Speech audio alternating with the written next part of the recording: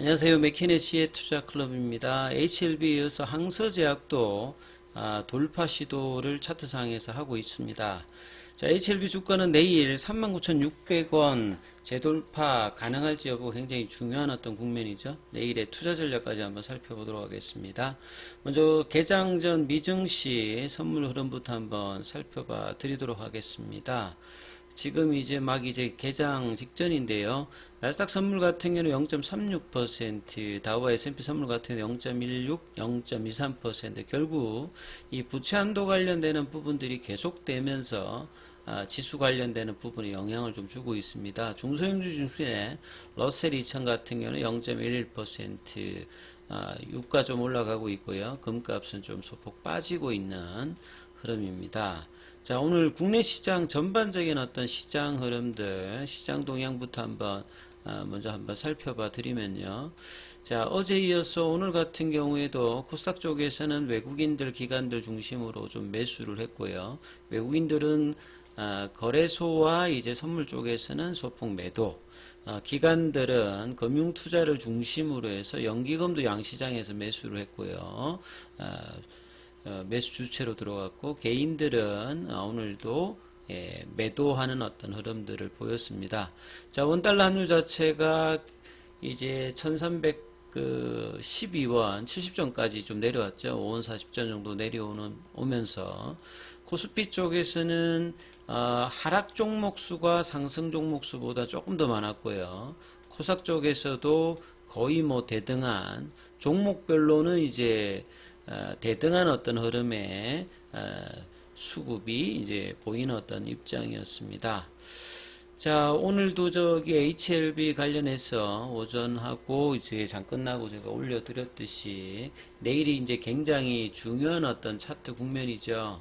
지난주 목요일 날 돌파를 시켰던 부분들을 실패로 만들었기 때문에 그래서 이 39,600원에 대한 어떤 시도를 다시 이번 주 수요일까지 합니다. 이런 말씀을 좀 드렸는데요. 자, 요 어떤 가격들을 심플하게 하면 4만원을 그냥 넘어가 버리면 가장 매끈한 부분이고요. 이 부분들이 이제 캔들로도 보면 음봉의 시가 라인이 딱 41,100원 정도 되어 있습니다.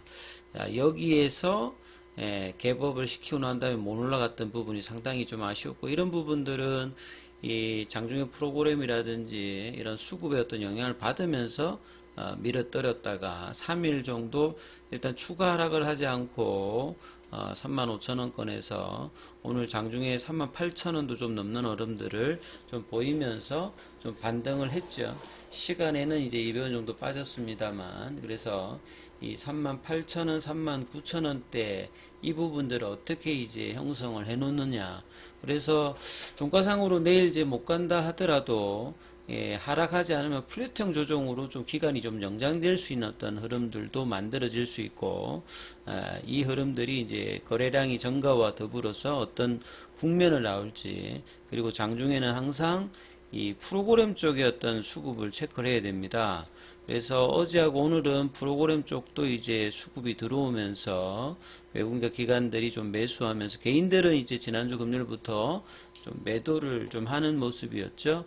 그러니까 이 연봉에서는 개인들이 매수를 하고, 양봉에서 이제 좀 팔고 음봉에서 사고 다시 올라올 때 개인들 좀 파는 어떤 이런 어떤 수급들도 좀 볼 수가 있는데요.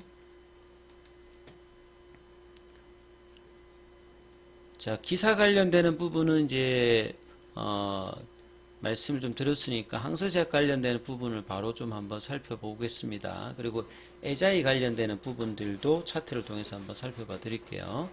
자, 항서제약 관련되는 부분들도 보시게 되면 이 4월 달에 만들었던 이 52양 관련되는 부분들을 이제 넘어가는 어떤 시도들을 하고 있는데 윗꼬리만 나오고 확실하게 넘어가지는 못했죠. 그래서 HLB와 항서제약이 지금 이제 5월 달에는 주가의 어떤 흐름들을 거의 상관관계를 맺으면서 좀 움직이고 있습니다.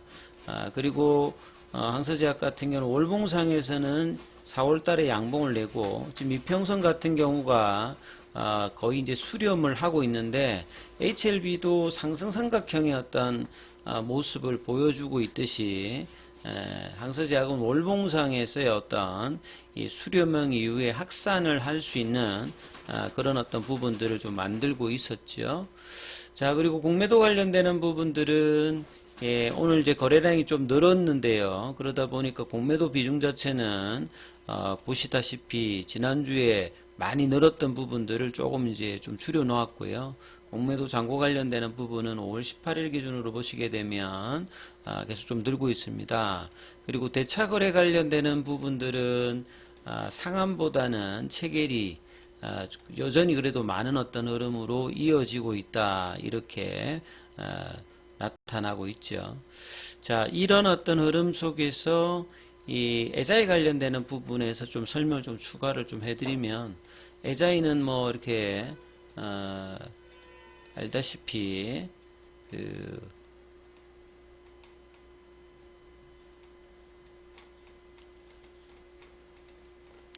일본에서 이제 보시게 되면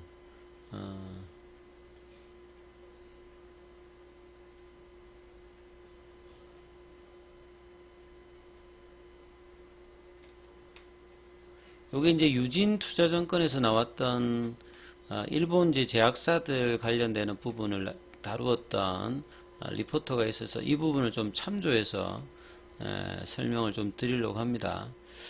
자, 이 애자이 같은 경우에는 이 1941년도에 설립이 되었어요. 거의 뭐 100년 가까이 되어 갑니다. 직원 수도 10,000명이 넘고요. 그래서 2007년도, 2015년도에 미국의 바이오 제약사도 인수를 하고 중국의 이제 라오영 티안이 여기도 인수를 했는데, 앞서 이제 여러 번 말씀드렸듯이 2010년도부터 이제 본격적인 어떤 이제 항암제 라인의 어떤 진출해서 작년도는 5회 제가 설명해 드렸듯이 거의 4개 중에 2개가 항암제 라인이고, 그 중에 중심이 된 게 램바티닙이고, 그 다음에 이제 뭐 뇌전증이라든지 뭐 수면 관련된 어떤 제품과, 그 다음에 작년도에 이제 알츠하이머 치매 관련되는 부분, 이런 부분들이 있으면서 애자의 매출단도 보시게 되면 변화를 이제, 요거는 이제 2015년도 이제 리포터예요. 그러니까 거의 뭐 7, 8년 된 리포터 잘 나오질 않죠. 국내에서 이제 이렇게 다루는 게 없기 때문에 이런 어떤 부분들을 한번 보여드렸고, 2015년도까지 이제 매출액 같은 경우가 이제 이전에는 이제 뭐 이 애자이가 과거에 이제 뭐 초기에는 뭐 비타민 이런 것들 뭐 그다음에 붕대 뭐 반창고 이런 거 하다가 이제 일반 의약품 중심으로 하다가 이제 전문 의약품, 그다음에 신약 개발로 이제 바꾸면서 등수도 이제 뭐 5위권 안에 들어가면서 글로벌은 한 20위권 정도의 흐름들을 가고 있는 회사다, 이렇게 보여지죠. 그래서 이제 앞서 이제 말씀드렸던 게, 일본 같은 경우에는 이제 고령화를 좀 더 한국보다는 먼저 해 나가기 때문에 일본이 이제 갔던 부분들을 한국들도 이제 뭐 향후에 이제 갈 수가 있겠죠. 고령화 사에서. 그 다음에 여러 가지 이제 M&A 관련되는 뭐 이슈도 있고 이런 흐름이 있었는데요. 애자이 같은 경우에는 이제 차트상으로 보면 이제 2015년도에 이 그 렘미바가 뭐 이름이 이제 렘미바, 그 다음에 이제 성분명으로 뭐 렘바티닙 뭐 이렇게 보시면 되는데요. 닙이라고 하는 이제 경구형이라고 보시면 되겠죠. 2015년도에 이제 미국에서 허가를 받았습니다. 이때는 이제 갑상선암이죠. 그리고 2018년도에 이제 적응증 확장해서 이제 간세포암 쪽으로 했기 때문에 요때가 이제 상당히 뭐 중요한 해입니다. 2015년도 2월 달이고요. 그 다음에 이제 요거는 이제 작년 9월 달이죠. 애자이가 뭐 작년에 상한가도 가고, 이 당시가 이제 알츠하이머 치매 관련되는 부분, 그래서 CNS 관련되는 부분이 굉장히 좀 중요한 어떤 국면이었습니다. 그래서 애자이의 시가총액이 이렇게 올라갔던 어떤 부분에서 이제 질문들이 있으셔서 다시 한번 이 부분들을 알려드리는데요. 키움증권에서도 이제 이 해외 증권 관련되는 부분 사례가 있으니까 뭐 기업 교회라든지 이런 부분들을 알 수 있습니다. 그리고 ASI 차트를 다시 놓고 한번 살펴보면 2015년도에 이제 이걸 조금 더 키워서 제가 한번 설명해 보면 300개 정도 한번 나왔다 볼까요? 자, 2015년도에 2010년도부터 이제 항암제 라인에 본격적으로 이제 좀 진입을 했다고 했지 않습니까?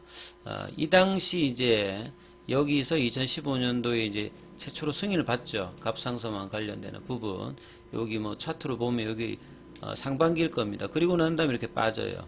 그리고 난 다음에 다시 이제 2018년도에는 이제 간암 관련되는 부분에서 또 렘바티닙이 이제 10년 만에 또 1차 치료제 승인을 받습니다.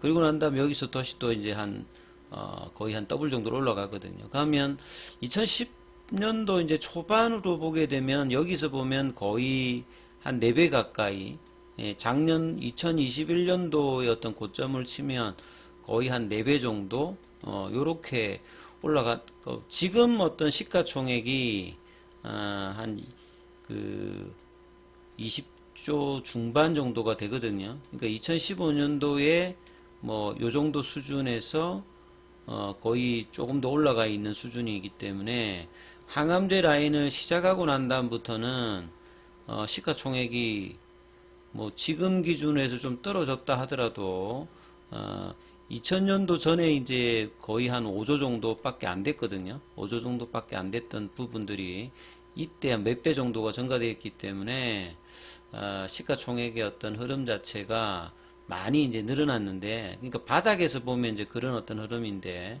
이걸 이제 중간중간 이렇게 고점에 만약에 상승 추세에 잘못 잡아버리면 그 뒤에 이렇게 빠져버리지 않습니까? 예, 이런 부분들이 있기 때문에 이거는 애자이뿐만 아니라 보통 이제 신약 승인 이후에도 주가 계속 올라가는 게 아니라 이 바닥에서 이렇게 장기적으로 주가가 안 움직였을 때 샀던 분들은 굉장히 이제 장기적인 어떤 효과를 봅니다만, 차트가 뭔가 움직였을 때 가담하는 부분들은 변동성이 굉장히 많이 있습니다. 사실 보시게 되면. 그리고 애자의 어떤 이제 실적 관련되는 부분을 보면 2021년도까지 매출단은 이제 2021년 좀 줄잖아요. 예, 보시게 되면 영업이익 같은 경우에도 이제 2020년도에 바짝 올라갔다가 이때 막 줍니다. 그래서 주가는 이때부터 거의 뭐 반토막 이하로 내려왔다가 다시 올라왔다가 뭐 이런 흐름들을 보여준다는 것들을 반드시 또 이렇게 기억을 하셔야 된다. 그래서 HLB 같은 경우에도 보시게 되면 2011년도부터 이렇게 뭐 개발 관련되는 이슈가 나와서 이때 보다 여기를 보면 한 수십 배가 올라간 거죠, 사실은. 그리고 이제 2018년 기대감 올라갔다가 이때 이제 급격하게 빠졌다가 여기 급격하게 올라갔다가 또 급격하게 그러니까 보면 비슷비슷하죠.